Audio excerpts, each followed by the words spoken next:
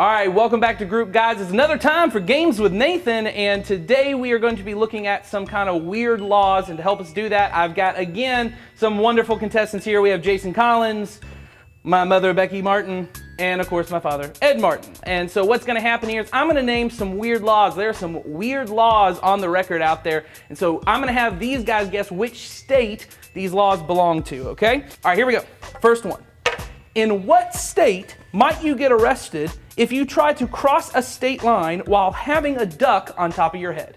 No ducks on your head crossing the state line. Is it A, Michigan, B, Minnesota, C, Ohio, or D, Kentucky? All right, so show me your answers. Minnesota, that's also Minnesota, and Michigan. The correct answer is Minnesota. So that's a point for both Becky and Jason. Yay! Thank you very much. All right, so here we go. This is the next one. I almost said Kentucky. According to a city law, in which state is it illegal to ride a bicycle in a swimming pool? So no bicycles in the swimming pool if you live in A, Delaware, B, New York, C, California, or D, Arizona. All right, you said Arizona, you said Delaware, you said Arizona as well. The correct answer is California. Aww. No correct answer. We're still tied up with Jason and Becky Those at hippies 1. and their bicycles. And what state law states that in order for a pickle to officially be considered a pickle, I don't know what that means, officially be considered a pickle, it has to bounce? A, is that Pennsylvania, B, Connecticut, C, Nevada, D, New Mexico? Connecticut. All right. None of us said the same thing, did we? The correct answer is B, Connecticut. Yeah! So Jason, Jason got it. 2-1, leading the game here this time around. All right, gonna make a comeback. In what state is it illegal to keep a donkey in a bathtub? What state is it illegal to keep a donkey in a bathtub? Is it A, Georgia, B, Alabama, C, Arkansas, or D, Louisiana? Was Georgia A? Yes, Georgia is A. The correct answer is A, Georgia. So we are all tied up again, except for you, who is out. So, I'm losing. this is our tiebreaker, our final question here. We're gonna hope one of you gets this right. So y'all got, I'm just not playing. You're just not even playing. You just sit there. Here we go. So we just shout it out when we know. Yes. Okay. All right, here we go. In what state is it illegal to lie down and fall asleep in a cheese factory? Is it A, Maryland, B, Iowa, C, South Dakota, or D, Washington? Iowa. Iowa? What do you say? Give me the choices again. All right, so you can either say Maryland, South Dakota, or Washington.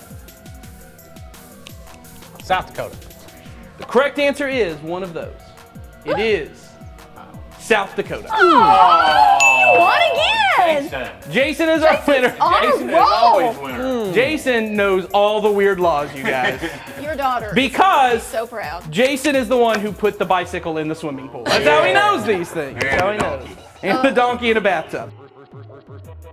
So whether you're a rule follower or a rebel, I'm sure we've all come across some rule or some law and we just think, what's the point of this? Why do I really have to make my bed every day? Is the president coming over and having dinner in my bedroom? But whether we like them or not, or think they make sense or not, we still have to do them, right? And I think this is how many of us view the different laws and commandments that God gives us in the Bible. Sometimes we're tempted to think that the only reason God gives us a rule is because He wants to control us. That the whole point of the 10 Commandments or the laws in the Bible is to see who can get on God's good side or not. If you do what you should do and you don't do what you're not supposed to do and you're a good little boy and a good little girl, then God won't be mad at you. Well, today we're going to be looking at a man's life who was the person God used to bring probably the most famous list of do's and don'ts in the Bible, the 10 Commandments. His name is Moses, and Moses comes into the story of God and humanity when God's people are enslaved in Egypt. If you've been here the last couple of weeks, you know we're looking at the entire story of the Bible over this series as one big God story about how God relates with His most prized creation, humanity. In the first week, we saw that God created humans, but humans chose their own desires over God, and this separated us from Him. But God loved us so much that last week we learned He began a plan to bring us back to Him, and He chose one man and his family to start that plan, a guy named Abraham. Well, Abraham's family grew up and grew bigger. They eventually became the nation of Israel. And so when God calls Moses into his plan for the human race, the nation of Israel are slaves in Egypt. And God uses Moses to lead them out of slavery. Now, I know all this kind of seems like useless backstory to talk about these rules, but it's not. Because when Moses brings the 10 Commandments from God to his people, God has Moses start by reminding them, I am the Lord your God who brought you out of the land of Egypt where you were slaves. God is saying, I am your God. I'm yours and you're mine. We are family. We are family. Yes, just like that. God is saying, I'm not giving these rules to you so that you know how to get on my good side. You are already on my good side. And because you are my children and I love you, I want to teach you the best way for you to live. This is for your good. You shouldn't lie. You should be a trustworthy person. You should honor your marriage. You shouldn't steal or kill or hurt others. Why? Because I want to control you? No, because I love you and I want what's best for you. You see, God's commands are like family rules. It's not given so you can get in the family or get on God's good side.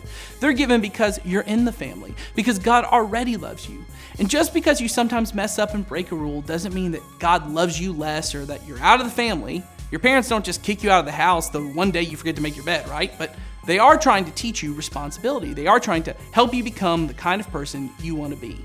And that's what God is doing. So talk in your groups about how God's rules aren't to control you, but are for your good. And then we'll move on.